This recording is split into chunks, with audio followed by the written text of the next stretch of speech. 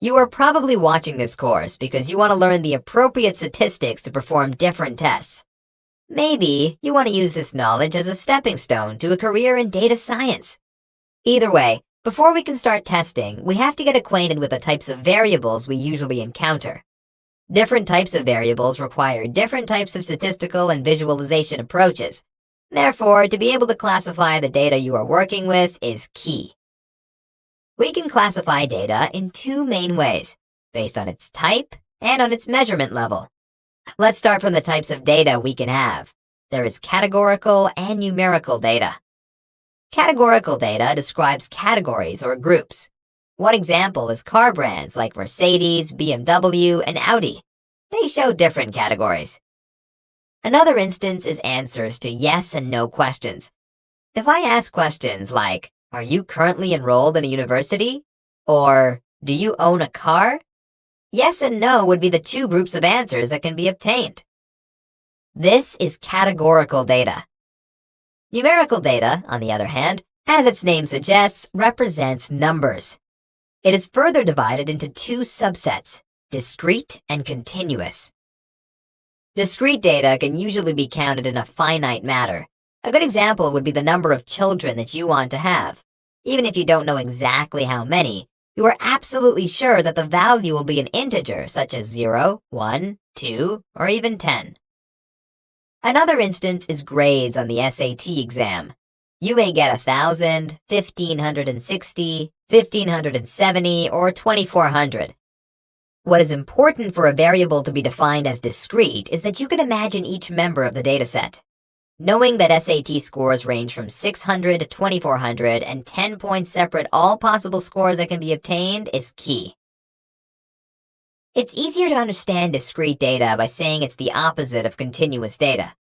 Continuous data is infinite and impossible to count.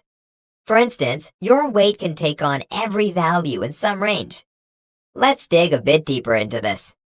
You get on the scale and the screen shows 150 pounds. Or 68.0389 kilograms.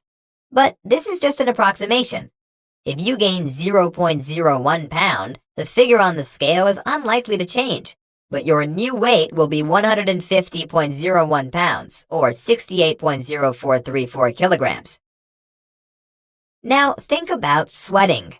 Every drop of sweat reduces your weight by the weight of that drop, but once again, a scale is unlikely to capture that change. Your exact weight is a continuous variable. It can take on an infinite amount of values, no matter how many digits there are after the dot. To sum up, your weight can vary by incomprehensibly small amounts and is continuous, while the number of children you want to have is directly understandable and is discrete.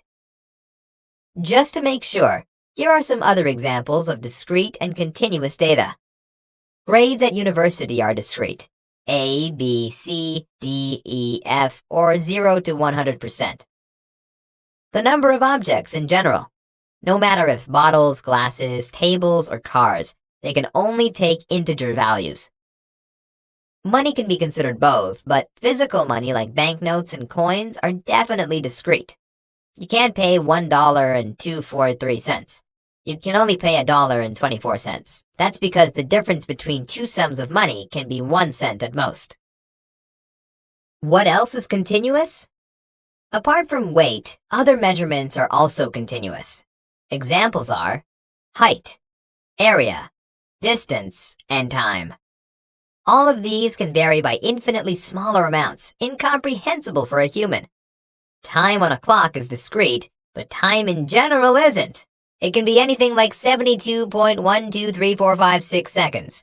We are constrained in measuring weight, height, area, distance, and time by our technology, but in general, they can take on any value. All right, these were the types of data. In our next lesson, we will explore the levels of measurement.